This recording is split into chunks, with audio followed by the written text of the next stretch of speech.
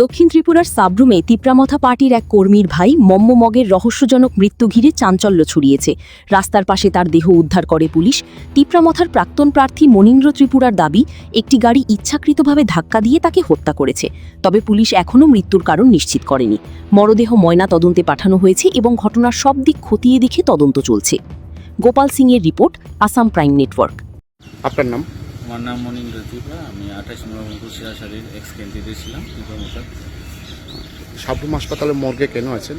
আমি সাবরুম হাসপাতাল মধ্যে এসেছিলাম। আমার ত্রিপুরা কর্মী সক্রিয় থঙ্গমুখের দ্বারা উনি গতকাল বাড়ি ফেরার পথে, পূর্ব সাবরুম বাড়ি ফেরার পথে ওনাকে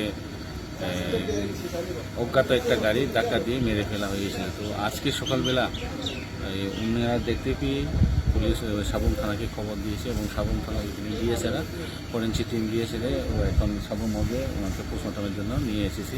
তো এখানে যারা ফরেন্সিক টিম গিয়েছিল ওনারা বলেছে যে এটাকে গাড়ির ধাক্কায় মেরে ফেলা হয়েছে। তো এখানে স্পষ্ট দেখা গেছে ওনার শরীরে গাড়ির ধাক্কাও রয়েছে, অনেক জায়গাতে ক্ষত রয়েছে। তো এখানে থেকে একটা পরিষ্কার যে ওনাকে গতকালকে রাত্রে অজ্ঞাত যে কোনো একটা গাড়ি রাত্রেবেলা 8টা থেকে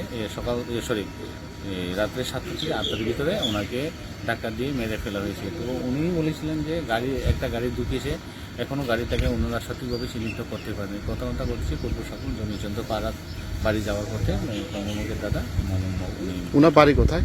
ওনার বাড়ি কালীবল্লভ পাড়া। ওনার নাম কি? ওনার ওনার বয়স 54।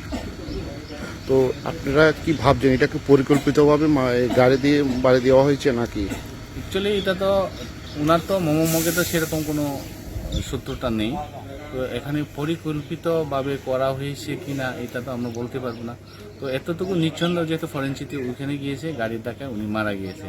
হয়তো জানি না কে বা কাহারা হয়তো বিতর্কত বিষয়, যে কোনো বিষয় নিয়ে তাদের মনের মধ্যে কোনো সন্দেহ আছে কি না, হয়তো এটি একটা ওনাদের মধ্যে একটা সন্দেহ রয়েছে।